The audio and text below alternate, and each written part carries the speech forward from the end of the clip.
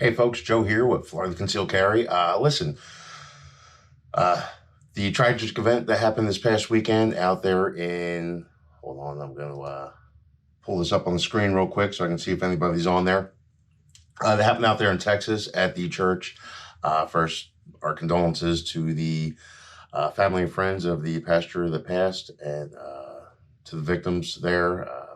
Again, nothing you did deserve this happening. But anyway, I'm getting a lot of text messages, Facebook messages about this, and people just ask my opinion. First off, we don't know really what happened.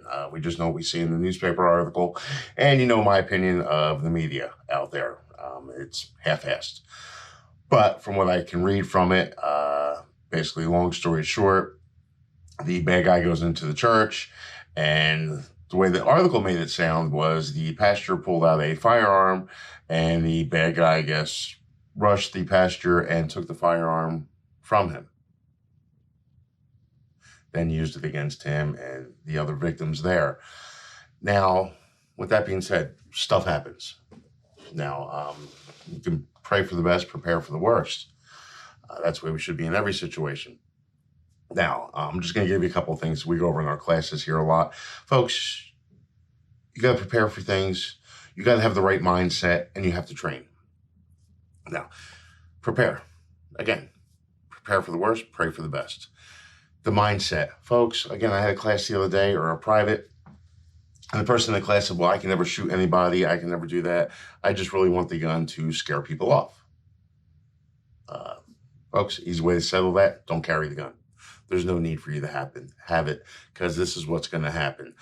If you're not prepared to use it to defend yourself, and let's face it, nobody wants to hurt or kill anybody. That's not anybody's goal. I don't think any of us out there want to kill anybody. It's not what we want to do. We want to defend ourselves and protect ourselves and our loved ones. But if somebody's trying to hurt you, kill you, whatever it's going to be, you need to do what you're going to do to protect yourself. So with that situation, if you're going to pull it, you're going to use it.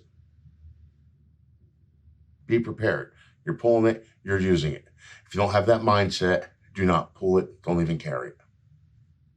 Long story short, and I'm not trying to play Monday morning quarterback here or nothing like that. Again, heart is saddened because of this whole situation that's happened here. But listen, if you're going to carry your gun, you're going to think you're going to use it to protect yourself, but you're not prepared to use it to hurt anybody, don't carry it. You don't think law enforcement officers out there want to hurt anybody? No. Are they carrying a gun to protect themselves and others? Yes. Do you think if they're going to pull it out, they're going to use it? Yes. Well, I hope so. But folks, you got to train this way. You got to be honest with yourself. So think about this stuff. You got to train this way. What do I mean by training? First off, you got to train getting your gun out of the holster. Nobody trains that. Nobody. We talk about this constantly with people, and nobody ever trains getting their gun out of a holster. A lot of law enforcement officers I talk to out there, yeah, they go to the range all the time. Do they practice how quick they can get their gun out of the holster? No. I talk to civilians constantly. Oh yeah, I can hit this from 25 yards away. Good, that means nothing in real life, but that's awesome. You can do that. How quick can you get the gun out of the holster and get your first shot off on target? I don't care about hitting a little bullseye dead center of the target. I mean hitting the target. How quick can you pull that gun out and hit the target? That's what counts. That's what's going to make you a survivor, not a victim. Weapon retention. Do you practice weapon retention? If somebody's close enough, and again, in a life-threatening situation, let's go over statistics here, they're going to be within arm's reach.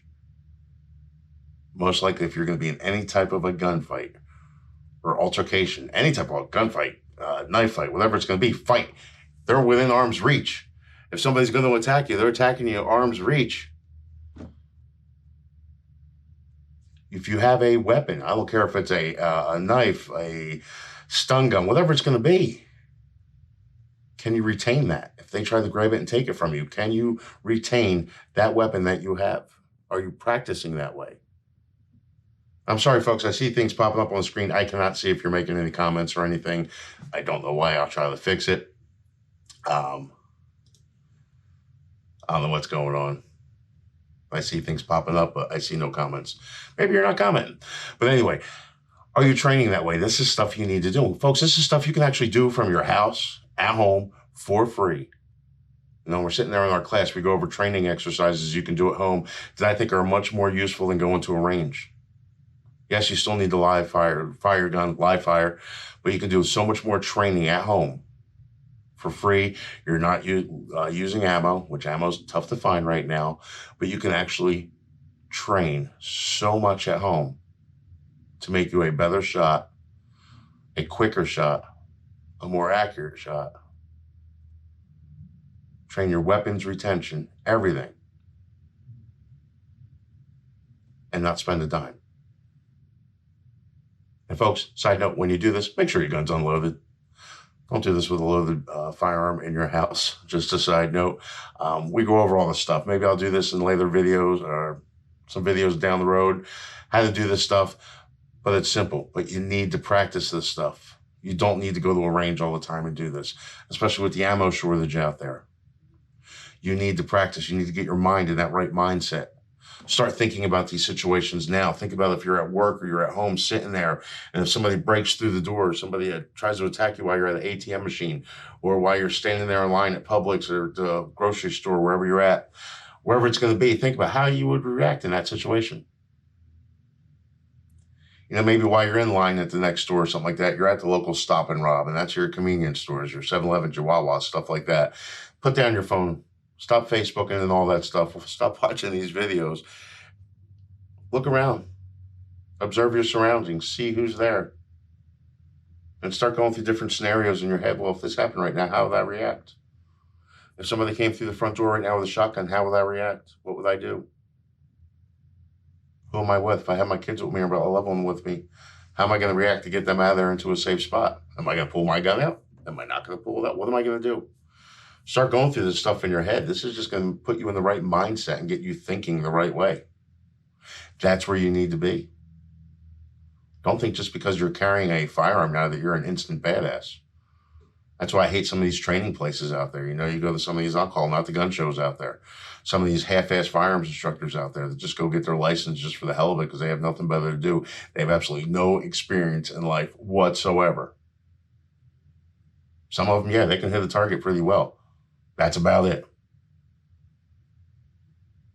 But they're out there teaching this stuff, and they're firing a airsoft gun. Some of them don't fire a gun at all, and they're sitting there telling people, okay, now you're an instant badass. We can sign off on this, and you're protected. No, you're not.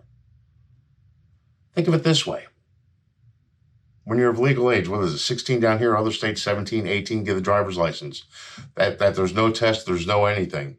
And somebody just hands you a driver's license. Okay, you can now start driving. You've never been behind a wheel before. Would you think that's good? No, you need a little training. And it's on us. We got to do it ourselves. We shouldn't, the government shouldn't be out there telling us, hey, yo, Joe, you need to go training. No, you should do it yourself. Make yourself a better person.